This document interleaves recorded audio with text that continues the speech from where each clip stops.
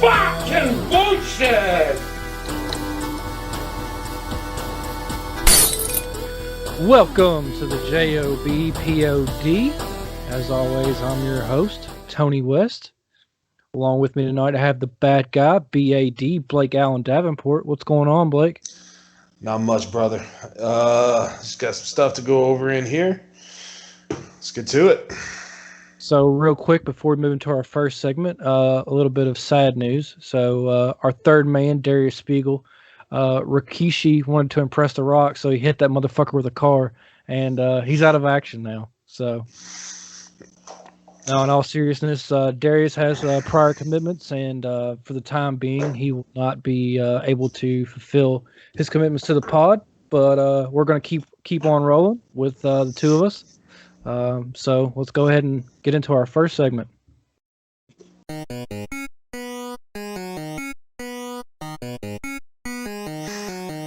All right, welcome back to the J.O.B. P.O.D. As always, our first segment on the show, going over.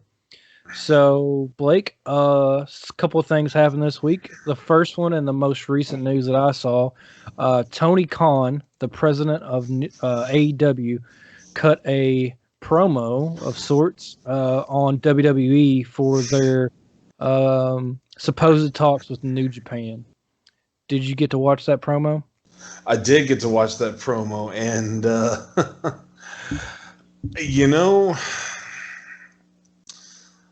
I don't think anything's going to come out of it. I mean, I definitely don't see them ever, cross-branding, AEW, WWE, but, I mean,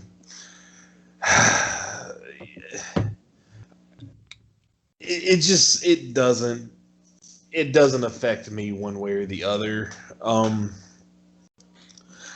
After Double or Nothing and their big surprise entrance, it's just, man, I see them making all the same mistakes WCW made, and I am just not like it's not the product we all thought and wanted it to be. And just now, I guess it's a bit cutting edge, and I understand why everybody's talking about that promo, but man, it's just, you want to distinguish yourself so hard from the WWE.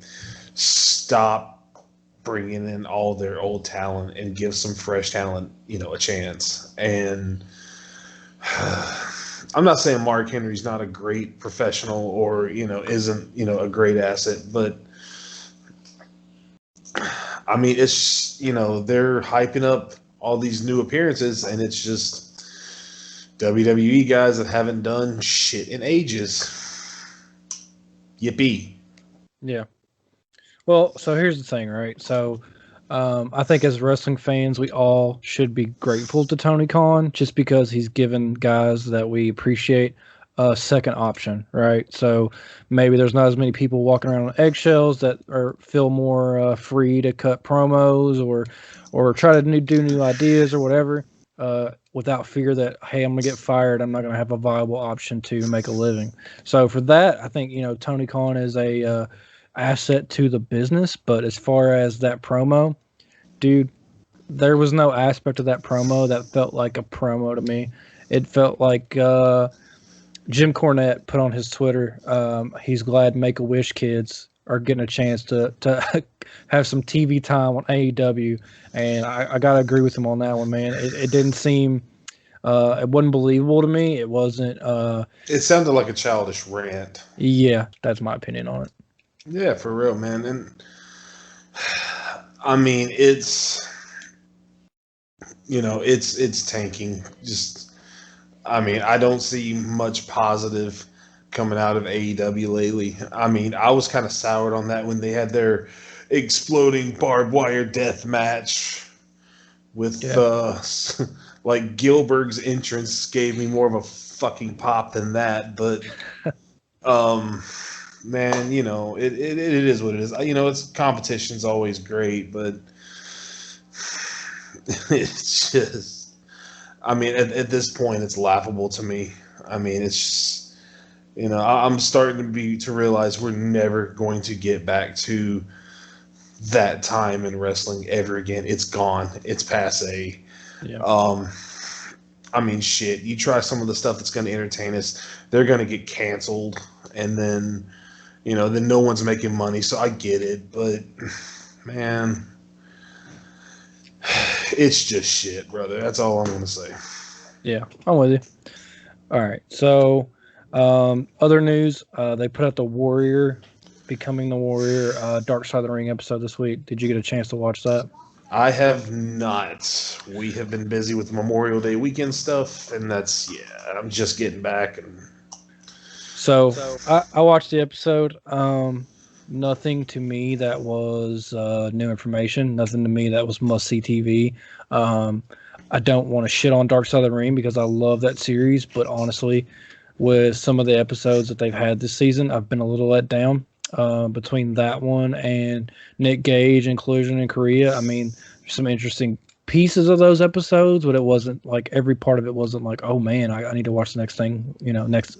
But I think the Ultimate Warrior Self-Destruction DVD said more than the documentary said, which I get. I think they kind of used that topic just because of how WWE's altered their history on how they feel about the Warrior now with all the Warrior Award and all this stuff. And, I saw that Dana Warrior's super pissed off, and in response to that, Dark Side of the Ring put a T-shirt up on Pro Wrestling Tees that just says "Smut and Filth" because I guess that's what she had to say about it. But this week's episode is Grizzly Smith's Dark Side of the Ring episode, and I'm really looking forward to that because of all the stories from various wrestlers, but most importantly from the things that Jake the Snake has had to say about his childhood and Grizzly Smith's effect on his life from beyond the mat and various shooting reviews and separate different things. So between that and his brother and sister's takes on things, it should be an interesting watch. I think that'll probably be one of the more interesting episodes of this season for sure. Oh, I'm looking forward to it for sure. So the only other thing I had that I wanted to go over was you had mentioned that there's a possibility that Bray Wyatt's going to be exiting WWE. That's what I have heard. And this all comes from the Sports Entertainer from YouTube. I don't know how credible this is, so don't take it as the gospel. But, it quite clearly states that Bray Wyatt is on the way out in the next 2 weeks. He feels like he should have went over on Orton at Mania. He feels like they've taken his gimmick and given it to Alexa Bliss. And again, this is nothing from Wyatt himself. This is just what was reported on the Sports Entertainer. So, honestly, brother, you take that away. You take away the Fiend. You take away Bray Wyatt. You might as well take WWE off TV to me. I have no reason to look into it. Like that, to me, he was everything they had going, and he still has not been on TV, from what I understand, since WrestleMania. They've been showing Alexa Bliss with this doll every week, but so, the Bray Wyatt, the Firefly Funhouse, easy for me to say, is two of the most entertaining things that I've seen come out of WWE, and I mean years, and I do mean years. And I know we lose that gimmick entirely if he goes somewhere else, but honestly, I feel like he's going to have more of an opportunity to be in the main event and go be himself in another promotion. And as bad as I would hate to lose that gimmick, it's going to be better for him. Go, brother, Well, so, you mentioned that to me earlier, and I think the one positive out of that is Bray is so talented and so creative that if he does jump and he goes to AEW, because obviously I think if he leaves, he's going to AEW, right? But I think he would probably step into the Luke Harper role that kind of went unfulfilled because of his untimely passing. And maybe that's what he wants, maybe he wants to kind of reclaim his brother's place and do it as kind of a tribute to him and the way he's feeling in WWE isn't working out. So maybe that's something he's looking into. But I think Bray's a big enough name that if you bring him in, I think that's, like you said, they've got the Mark Henrys, they've got the big shows. I mean, that's cool and all, but I think if you bring an actual top guy like Bray Wyatt, your company's probably going to be in a little better standing than it is right now. Oh, of course. I mean, especially with nobody having seen him on TV in weeks. All right, man. So I think that kind of wraps it up for going over. So we'll wrap it up and move on to the next segment. Right.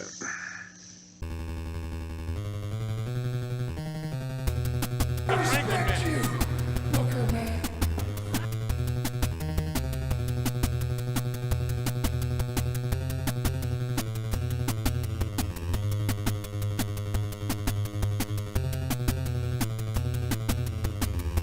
Vincent. We happy? Yeah, we happy.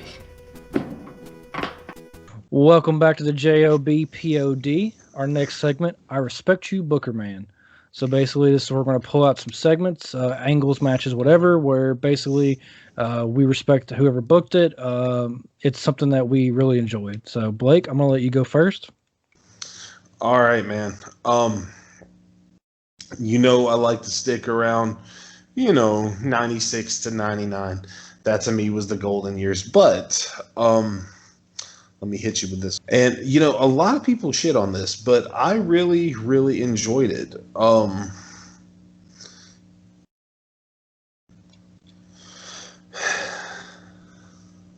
Okay. Yeah, dude. The Kane Tory love angle. Yeah. To me, feeling like an undesirable yourself, kind of like I did back then, it gave it an edge of realism. That somebody could, love the monster and, really, how do I want to put this? Just, break new ground and shed a different light on who Kane was, because all we had known Kane as is a straight monster until this point. So, and during this time, X-Pac trying to make Kane cool. So you add that, then now he's got a girlfriend. Okay, this is a completely different Kane than we've ever seen. And, I mean, it's fun. It's fun to see him in that role. I mean, you've seen him as a monster for so long. Now you see, okay, he still does have a heart. And then, boom, X-Pac sleeps with Tori. Boom, you get the monster Kane comes back in, just rips everybody's head off. I mean, just great booking in my opinion. So yeah, whoever wrote that piece, I respect you, Booker Man. Yeah, I definitely remember that era, and I remember the whole X-Pac thing, and I think it was a cage match they had, kind of blow that off with or something. Yeah. Yeah. So, I don't know, man. I have different feelings on X-Pac. Like some of my memories of X-Pac, I'm like, man, he was really cool, and some of them I'm like, man, whatever. But, I think they could have probably found somebody better as far as character-wise to put him with, somebody that kind of matched him a little more. But I get why they did what they did, and then of course with the swerve with X-Pac, banging out Tori. So, all right. Every dude in America is like, oh, I want to do that. No one can blame X-Pac. I would have to. All right, so so my pick for our Respect You Booker Man is kind of a little out there, but I'm going to give you my reasoning behind it. Okay. So there's my selection. Ooh. So okay. for me, Randy Orton versus The Undertaker, WrestleMania 21 was the perfect culmination of the Legend Killer storyline. So they had, he spat in the face of Mick Foley. He took out Harley Race. All these guys that were just building Randy Orton. And I mean, obviously because of his dad and because of his legacy that, those guys were willing to do that. But dude, I swear, they pushed him to the moon with that legend killer gimmick. And he was taking legends out, dude. And who is the biggest legend in WWE? It's The Undertaker. So, Cowboy Bob's involvement in this match, it is what it is, but this was probably the first time that they made the streak in my memory a big deal. Because before that, I don't know if they really mentioned it a whole lot, but this was when I remember them started like counting the numbers, and this was also the moment where even though they built it up like, oh, the streak's a thing and blah blah blah, in this match for a section, there was a moment where I suspended disbelief and I was like, holy shit, Randy Orton's going to break the streak. I remember there was a moment in the match where Orton had Taker up on his shoulders for the tombstone, and I was like, holy shit, they're going to have Orton beat Taker with his tombstone. This is going to be fucking wild. But didn't happen that way, but I think still like this match was a turning point in Orton's career because after this match, dude, Orton was, to me, he was made. Like it was like the mafia. He was a made man. So after this match, everything he did after that was to the moon. Well, and I think it's funny that you say that too, because what I remember is, especially about the streak, is how we used to talk about all the time, like the streak needs to make somebody. Yep. It sure as hell would have made Randy Orton, but Randy is already at a certain level of, right. He's probably the greatest competitor of his generation. For sure. Yeah, hands down. And just imagine if you add on the fact that if he would have beaten the streak, what that would have done for his career. Yeah. So, yeah, for sure. The fact that he didn't need to beat the streak to get to where he is says a lot about who he is. But,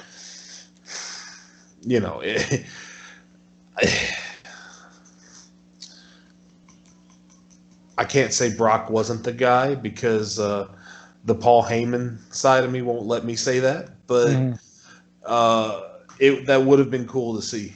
And, yes, this match was great. Yeah.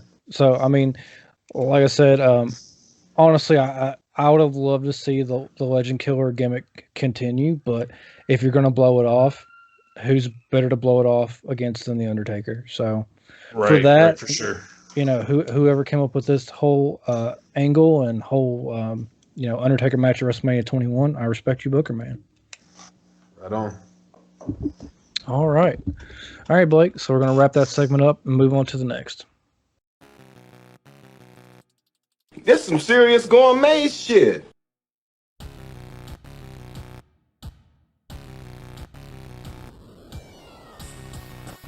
Game over, man. It's game over. What the fuck are we gonna do now? What are we gonna do? Welcome back to the J.O.B. POD. So for our next segment, this is called Blurred Lines. So basically what we're going to do is we're going to take things that were kind of a shoot, and then we're going to watch them and rate them. Flexes though, they're not stiff. He's still doing good. He's still, having good ring psychology there. But there was a few of those spots I was like, yeah, he's shooting for real. He's ready to puck him up. Yeah, you could tell. Like, as soon as he hit him with that fucking hip toss or whatever. Like Perry was like, "Fuck this guy." Mm-hmm. All right, Blake. So, how do you rank this shoot? So I would give this from a Blurred Lines perspective. I don't think it's going to be. I don't think that's going to be noticeable by like your casual fan. So I'm gonna put it right in the middle. I'm gonna give it 3 stars. Yeah, I'm gonna go with 3 too. Not a great match, but I think, and obviously as like longtime fans, we could tell the spot that he started shooting on him. But I think as far as he finished the match, he took some liberties, but I think he was mostly trying to give receipts and he didn't cripple the dude. So probably not a fun night for Mike Bell, but Perry Saturn could have done a lot worse to him. So I'm gonna go 3 as well. All right. All right. Well, let's wrap up that segment. We'll move on to the next. Do you speak any English? Do you understand the words that are coming out of my mouth? Welcome back to the J.O.B. POD. Our next segment is promo class. So if you haven't seen this before, basically we're going to throw each other some promos, and the other person has to read them and guess whose promo it is. Blake, you're going to start us off here. All right, Tony. All right. Tonight is about control. Everything is about control. Tonight I will maintain control with the Big Show, with Sable, with me. I'm the Dream Killer, the Reaper of Souls, the Master Puppeteer on the stage of fools. I'm the only one who can see the big picture of the grand design. So take your bleeding hearts somewhere else. Take your freak friend Gimp with you. There's no room for either of you here. This isn't a charity house. This isn't a key club or an old age home. This is a company. This is a business. This is my life. I say what and who goes. I am the master of the house. I pull the strings around here. So I don't care who the hell you are. If you're in my way, you will get taken out. Scott Steiner? No, not Scott Steiner at all. You're thinking too deep. Mark Marrow? No. You want a hint? Yeah. Look at that. Look at out of the first paragraph, that last line. When someone says me like that, who do you think of?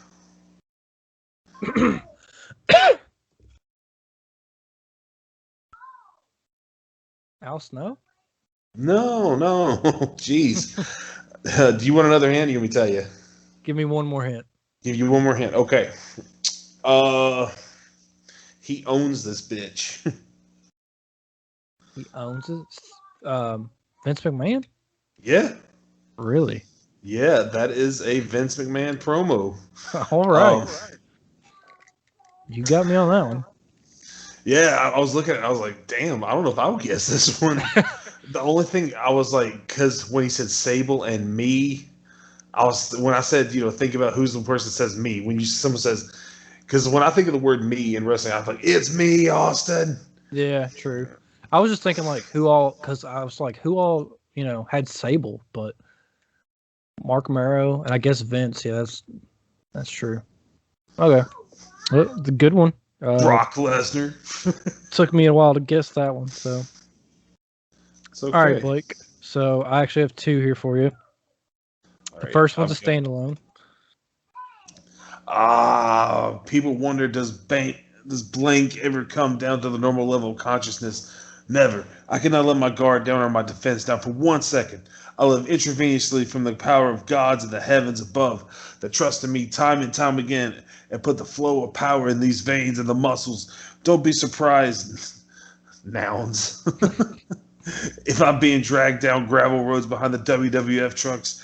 You just be sure to be there because blank will bring it on. That's got to be Warrior, right? It's Warrior, bro. Yeah, first try. I was like, this doesn't make any fucking sense. So this Good is job. definitely got to be Warrior because I'm confused as shit right now. Yeah, that was the Warrior.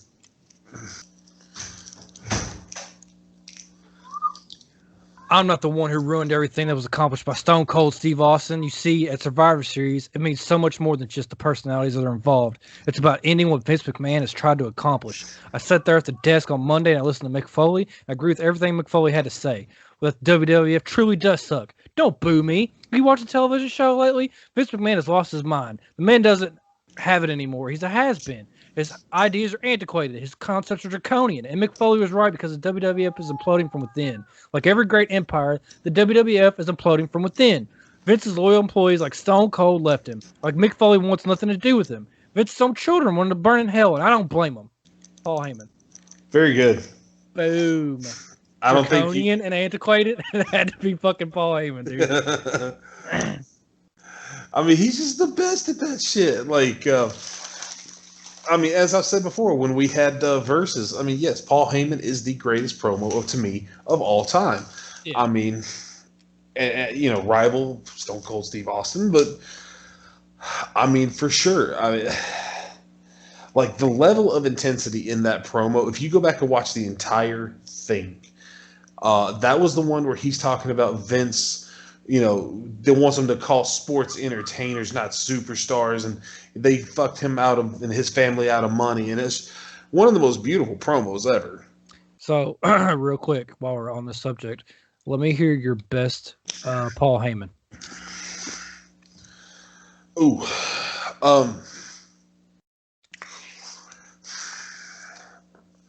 man, I don't know if I can do Paul Heyman. I want to hear you try. I can do it a great Mick Foley, but well, sir, if I may employ a minute of no, that's the Bruce Pritchard version. All right. Well, Mr. Bischoff, this isn't Paul Heyman tucking his tail between his legs at a WCW pay-per-view. You're in our house now, bitch. There you go. Terrible, but there you go. I'll give a solid B+. The delivery was there. All right, Blake. So you're probably going to get this one pretty easy, but let's go ahead and start with promo number 2. I'm going to be the interviewer and you'll be the star. You ready? All right, let me hold up here.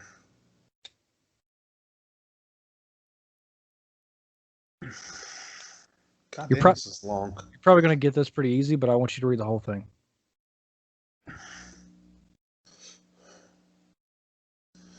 All right, let's do it. Have you ever been treated or diagnosed with a multiple personality disorder? Well, I thought we talked about this when I said I don't believe in doctors. I believe in the body's ability to heal itself. If there's something wrong with my mind, I'd be the first one to know.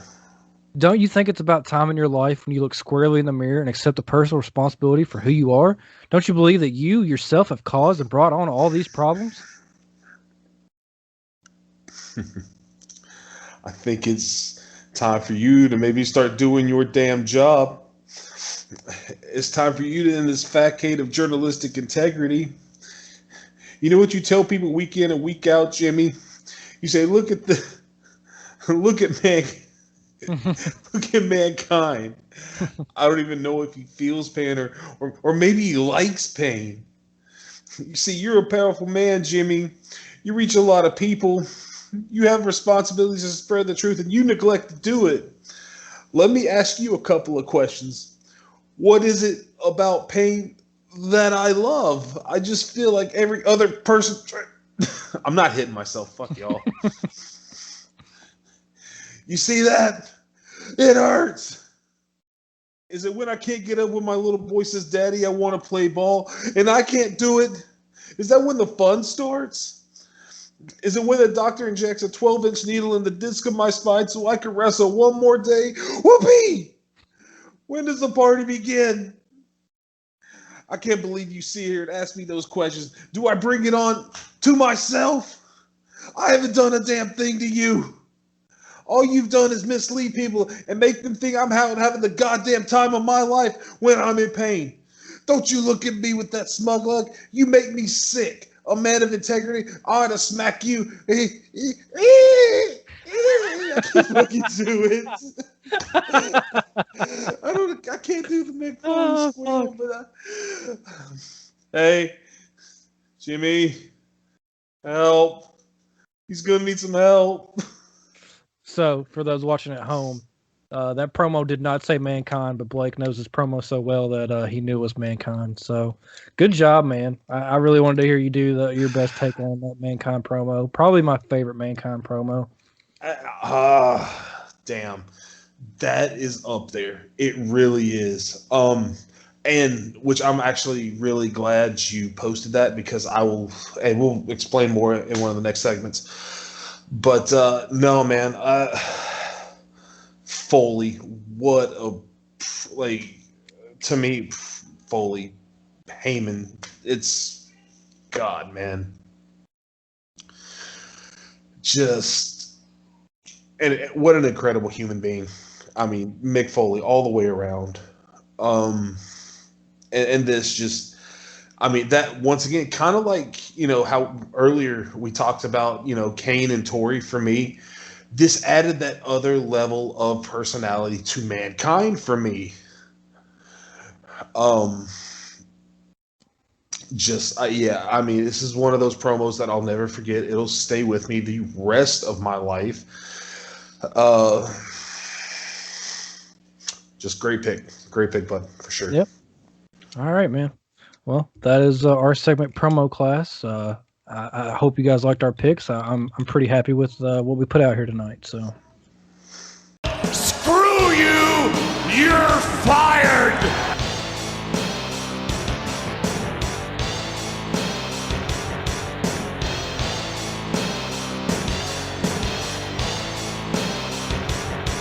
Welcome back to the J.O.B. POD. Our next segment is Future Endeavored. So basically, we're going to hit each other with creative has nothing for you, and the other person's going to lay out some lines that make us guess who that person's trying to be. So, Blake, do you want to go first? Do you want me to go first? I'll go first. That's cool. Just hit me with a line. I'll roll with it. Hey, this is WWE Talent Relations. Just so you know, you've been Future Endeavored. I don't know how you could do that. I have the biggest python in the entire business. I will hit you with my finisher and lay you out. Jake Roberts. Oh, yeah. Okay. Okay. Well, I didn't know which way you're going Python there because you said it real weird. So I was like, I don't know what he's doing. Well, that's what I was trying to do. I was trying to throw you off of that. But yeah, it was Jake. We could have also been Batista, I guess. If you've watched any shoot ever. All right, go ahead.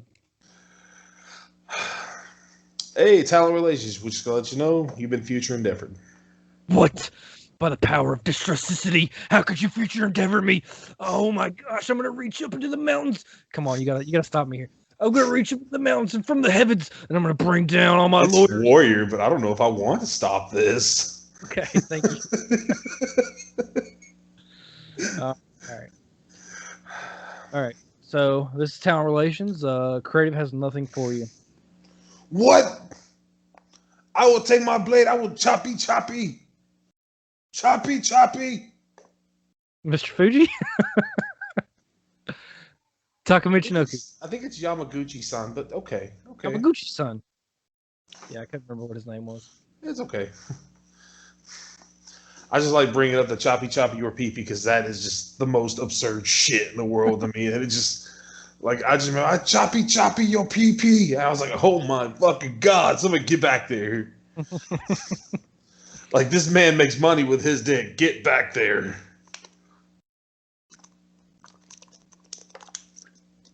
All right.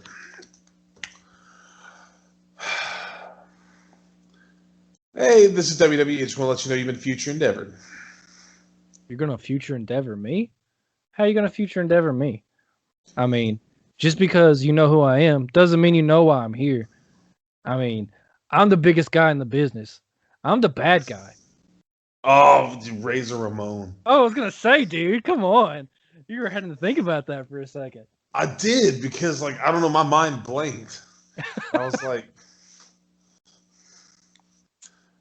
All right, I was like, is he trying to do Scarface? I was like, is he trying to do Scarface? Yes, I did, which is exactly what Razor Ramon's gimmick was. All right, we'll do one more and then we'll get out of this. All right, this is WWE Talent Relations. Just letting you know, we have nothing for you. Oh, come on, man. We got the table spot over. I mean, we got the hand signals. Dudley. I mean, yeah. Okay. Should have made that more difficult. Tables was the damn dead giveaway. Nothing gets past you, champ. Hey, we just want to let you know that this week we're going to have to let you go. You have been Future Endeavored. How can you Future Endeavor me? I mean, I guess I could go home and spend my days working hard on the road. Hands on the clock, keep spinning too slow. But I'll be home with my baby tonight. Oh, ooh, okay, all right. Now, is that Double J or is that Road Dogg? Which one is it? I mean, I might hit somebody over the head with a guitar or two. Okay, all right, it's Jeff. Slap nuts. All right, Blake. Thanks for playing Future Endeavored. I hope you don't get Future Endeavored over this segment.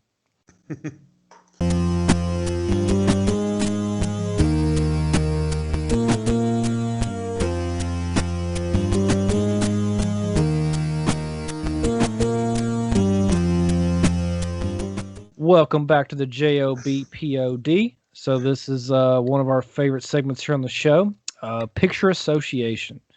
So basically, we're going to throw each other some pictures, and we're going to see what those pictures sound like. All right, Blake, so I'm going to go first. And this is a superstar we've already talked about, one of your favorites.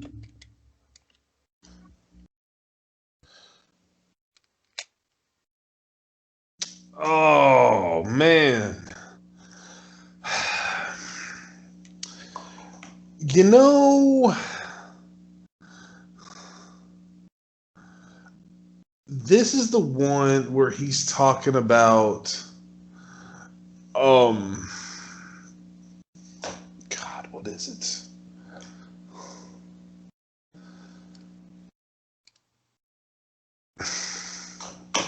Shit.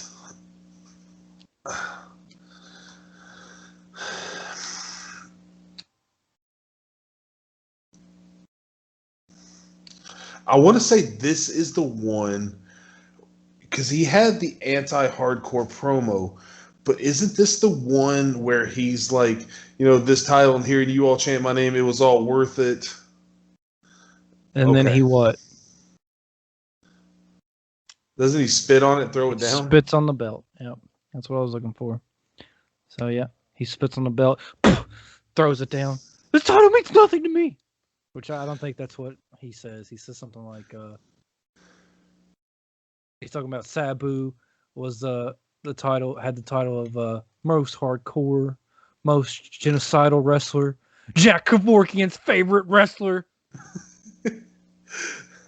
Yeah, so he got a lot of fucking heat for this though, because WCW was super pissed that he spit on their belt. Oh yeah, that's right. That's right. Oh god, how did I fuck this up? I'll tell you how, because I'm going to go ahead and hit you with my first one. And just to show you that that great minds think alike. You see, Tommy Dreamer, these fans, they want more and more out of you every time. Yeah, the Kane Dewey promo. That's what I wanted to get to, especially after, Does he talk about that, though? I know, like, on the documentary, he talks about seeing that sign, but does he mention it in the promo? Yeah, he mentions, distinctly.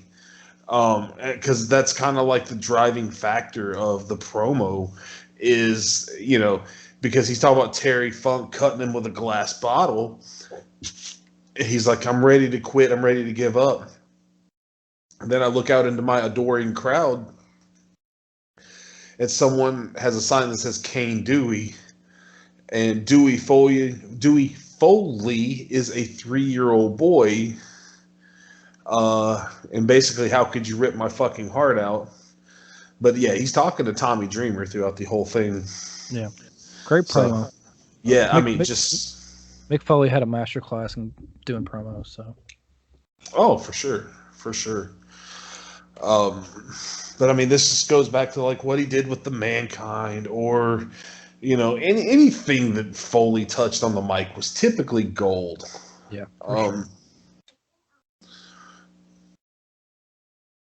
All right, Blake. So I'm gonna hit you with my next picture. This one is pretty audible, if you can remember.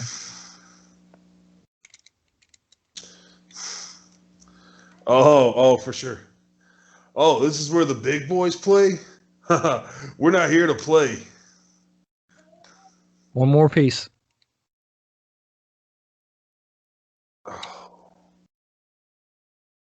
It was a botch.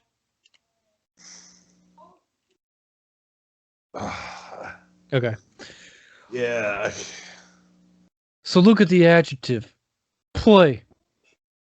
Play's a verb. Oh, okay. Yeah. It's Tennessee public schools, man. Just give me a break. So you were all in with Kevin Nash talking about adjectives and shit. You're like, yeah, that's a good adjective. I like that adjective, Kevin Nash. I was like, I don't know why we need to bring grammar and consonants into this. All right, so, but no, good picture, man. Yeah, for sure. I mean, I at least got 2/3 of it right. Yeah, you got most of it. It's just that where the big boys play. Look at the adjective. It's my favorite part of that promo. I can't believe I forgot that. I'm going to go kind of easy on this one. This is going to be actually really easy. Snap it to a Slim Jim. Oh, yeah, brother. Mm-hmm. Well, I wanted to bring this one up because my buddies over at Brew Stew, they recently did one that reminded me of the Slim Jim commercial after Macho Man. It's this dude with this, I guess it's a human Slim Jim. He's got like spiky hair, and he's like, "Eat me," and I was like, that company went down the shits right there, man. I had completely forgotten about that till they reminded me. I will never be tired of doing anything that involves Macho Man or doing his impression. Oh. All right, Blake. So this next picture, there's a lot of things that you could point to here. But there's one thing that's my favorite part of this promo segment, whatever you want to call it. Let's see if you pick that piece that I'm looking for out.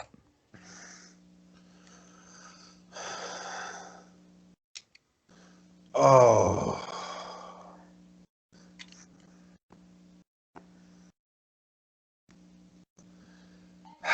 You're about to be so disappointed in me. Like, I can remember this segment happening. I remember them praising, hey, Rock, how's it going? Just trying to be friendly. And then, Rock fired back at him, but I don't remember exactly what was said. Okay. So what I was looking for is at the end. Well, hold on. All right. So basically, they asked him to take a picture for Hogan's son, who's 12 years old, his son Nick. So they ask Hogan. Hogan asked The Rock to take a picture for his 12-year-old son Nick. So they take the picture, and Hogan does a half-ass smile, and like I can't remember. I guess it's Hogan or somebody that has his arm like on Rock's shoulder, and Rock is just so smooth, dude, because he just kind of gives it that Rock look, like this motherfucker really touching me right now. But then they walk away and they're like fucking talking about how Rock's a jackass or something. And Rock stops him right here. And he's like, whoa, whoa, whoa. He's like, The Rock was being cool. Rock took a picture for your kid. But you're gonna talk bad about The Rock? He's like, Hulk Hogan, 12-inch pythons, 24-inch pythons, blah, blah. He's like, Chico Razor Ramon. And he like makes fun of Razor. But my favorite part is when he's like, Big Daddy Cool Diesel. And he makes that sound. That's my favorite part of the whole thing. So I was really just looking for that. Man, I dropped the ball there, brother. My bad. It happens. But yeah, randomly I'll be throughout my daily life or just in general, I'll just be like, mur, mur. It's fucking silly, dude. I kind of kept on with a certain theme that I have here, but yeah, you could definitely hear this picture. My God. Oh my God! Joey Styles. Yes. What an incredible... Can you believe he stayed in WWE as long as he did? No, and I wonder how much of that exit promo he did himself. Yeah.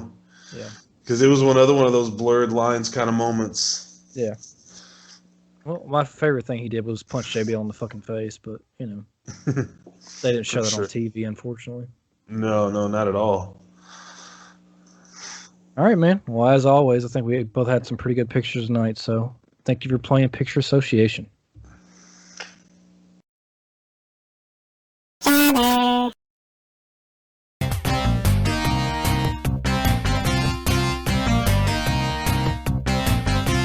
Welcome back to the J.O.B. POD.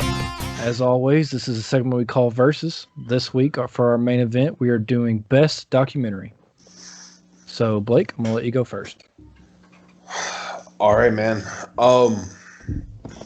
For this week, I don't think anybody can deny this one.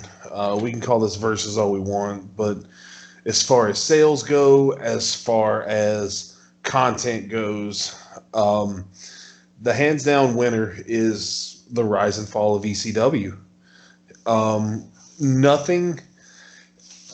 That DVD alone introduced an entire new generation of fans to the product that had not seen the original run and showed what kind of cutting edge product ECW was, how passionate their fans were. Because I think before that DVD came out, most casual fans really just thought of ECW as your run-of-the-mill hardcore backyard wrestling. It was more organized than that, and it had well thought out storylines, very well thought out storylines. It also shed light on, the like many current star power WWF superstars that have come through there. Your Austins, your Foleys, your Pillmans, your God, everybody, man. And so, to me, there is never going to be another rise and fall of ECW. I've got 100 different honorable mentions, but for me, the cream of the crop, you're not going to beat it. The rise and fall of ECW. Oh, I'm with you, man. I mean, as you well know, I watch that DVD at least once a year, just because of all the stories and just kind of reliving all of, the ECW, everything it was.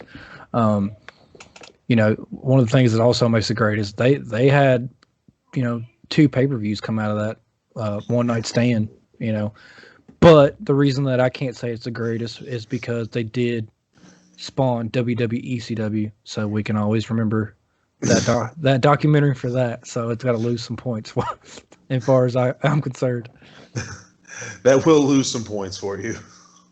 So as you said, there are plenty of honorable mentions. I thought about going with Shawn Michaels' Heartbreaking Triumph because I've watched that documentary more than any documentary I've ever seen, minus one documentary. And that documentary is 1999's Beyond the Mat. I watched that when I was probably 12 years old, maybe something like that. And I was mind blown, dude, because I wasn't watching shoot interviews. I wasn't watching, there were a couple of MTV had a True Life. I'm a Wrestler, and it had Triple H was on there and Billy Gunn was on there and doing some breaking kayfabe kind of stuff, but nothing touches Beyond the Mat. The Rock and Mankind's match at what was it, No Way Out? I know exactly. Match. Yeah, the one where he just beats the piss out of him with a chair, with his hands, tied behind his back. Yeah, he's handcuffed, I think. Yeah. So and then Foley taking 50 staples to the head and all the stuff with Jake the Snake, and I mean that was my first introduction to New Jack. That was the first introduction to ECW. They kind of did the whole first pay-per-view. They filmed that. Terry Funk's last match. It'll give us forever. Dennis Stamp. I'm not booked, Terry. That's something. I'm not booked, Terry. One thing that really bothers me is when I had the VHS, they had the original Beyond the Mat, but then after that, there was probably an hour or two extras where it was just more scenes that didn't make the movie. And I mean, dude, there was so much more. I remember there was a lot of Gentleman Chris Adams stuff and just a lot of behind the scenes stuff. So if anybody out there knows how to obtain the extras from Beyond the Mat, I would pay good money for that. But yeah, that's definitely my pick for greatest documentary of all time on wrestling. Okay, well, that's good. Hey, that's a good pick, man. And I mean, several things that that pointed out. First of all, yes, the chair shots that Foley took, that was ungodly, and it showed the interactions backstage, and it really showed the personal demons, and everything going on. But it was really a rude awakening to what life was like, outside of the ring, for a lot of us. That it's not all guts and glory. Yeah. But, for sure, I'm not booked, Terry. I mean, that will live on in our day-to-day conversations for the rest of our lives. That and he's gonna puke. He's gonna puke. That's what I was about to bring up for sure, man. And I mean, think about, where, when that was filmed, Droz was just coming in. So then now, I mean, poor guy can't even fucking walk, So a lot changed in that time, and then just to saddle him with fucking puke. Come on, man. I'm not saying he would have. At least they went with Droz. And did he ever actually puke on anybody? I don't remember it. I don't remember that either, man. So thankfully they didn't go with that because that would be super gross. I would not want to be the dude that had to work with him. Yeah, hell no. I mean, that's kind of like somebody having to work with Jake the Snake. I don't want to be the fucking one that works with him either. Terrified of the fucking things. No way. But I think Draws will forever be remembered just for pushing, Hawk off the Titantron. That too. So, real quick before we wrap up, I have to know, what made you not go with Wrestling with Shadows? Being the Bret Hart mark that you are. I cannot believe this actually came up because before we even started this segment, I was like, I bet he's going to ask me about this. And there's a very good question. There's a very good answer why. I loved Wrestling with Shadows, yes. However, Bret, as much as I love that guy, has shoved the Montreal Screwjob down our fucking throats for so long that I can no longer give it the credit that it's due. Like the dead horse, mantra, the beating a dead horse. It's been done so long now that I can't look past it anymore, because now it's unfortunately become my hero's only way of holding on to his spot. Instead of making new memories, instead of being able to tell new stories, it's the same regurgitated shit. That's why I was so happy the other day when he came out with a little, Facebook video talking about his Simpsons action figure. I was like, Jesus fucking Christ, it's something different. Thank you. Mm-hmm.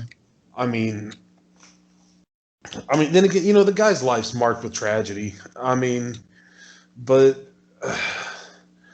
the Montreal Screwjob has unfortunately defined his legacy now, and I feel like he's okay with that. And it just really, really sucks because I did enjoy Wrestling with Shadows. I watched the bonus DVD, with Owen Hart. I burned through that damn thing, but